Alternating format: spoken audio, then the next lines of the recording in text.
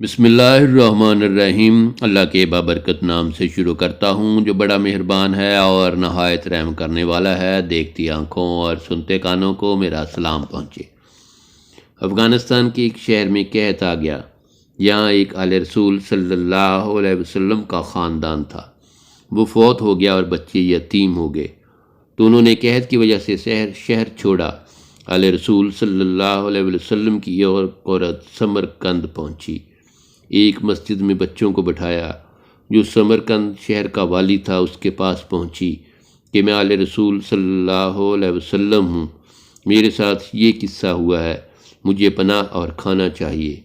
والی سمرقند کہنے لگا کہ گواہ پیش کرو کہ تم آل رسول سے ہو۔ کہا میں پردیسی مسافرہ ہوں، میرا گواہ کہاں سے آئے گا؟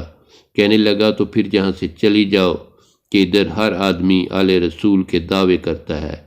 وہ وہاں سے غم زدہ اور دکھی دل کے ساتھ اٹھی اور باہر نکلی تو اس کو کسی نے بتایا کہ یہاں ایک مجوسی ہے، آتش پرست ہے، وہ بڑا سخی ہے، تو اس کے پاس چلی جا۔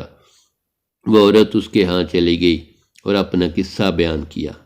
اس مجوسی نے اس کا اکرام کیا، پھر اس اپنے گھر لایا، کھانا پانی میسر کیا۔ رات کو والی سمرقند نے خواب دیکھا کہ جنت میں اللہ کے نبی صلی اللہ علیہ وسلم کھڑے ہیں اور ایک بڑا عالیشان محل ہے۔ وہ کہنے لگے یا رسول اللہ، یہ محل کس کا ہے؟ فرمایا ایمان والے کا۔ والی سمرقند کہنے لگا یا رسول اللہ صلی اللہ علیہ وسلم، میں بھی ایمان والا ہوں۔ آپ صلی اللہ علیہ وسلم نے فرمایا اپنے ایمان پر گواہ پیش کرو، تو اس کا رنگ پیلا پڑ گیا۔ آپ صلی اللہ علیہ وسلم نے فرمایا کہ میری بیٹی تیرے پاس آئی تھی اور تو اس سے گواہیاں مانگنے لگا کہ گواہ پیش کر۔ جب والی سمرقند کی آنکھ کھلی تو پسینہ پسینہ ہو چکا تھا۔ سیدھا اس مجوسی کے دروازے پر گیا اور روتے ہوئے مجوسی سے کہنے لگا یہ مہمان خاندان مجھے دے دے، منہ مانگی دولت لے لے۔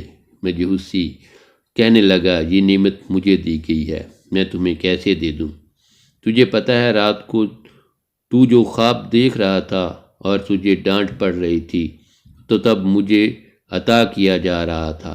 میں ایمان لا چکا ہوں، میں مسلمان ہو چکا ہوں۔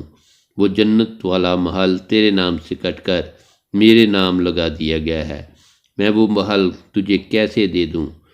جب محل کے باہر تجھے ڈانٹ پڑ رہی تھی تب میں محل میں کھڑا سب سن رہا تھا۔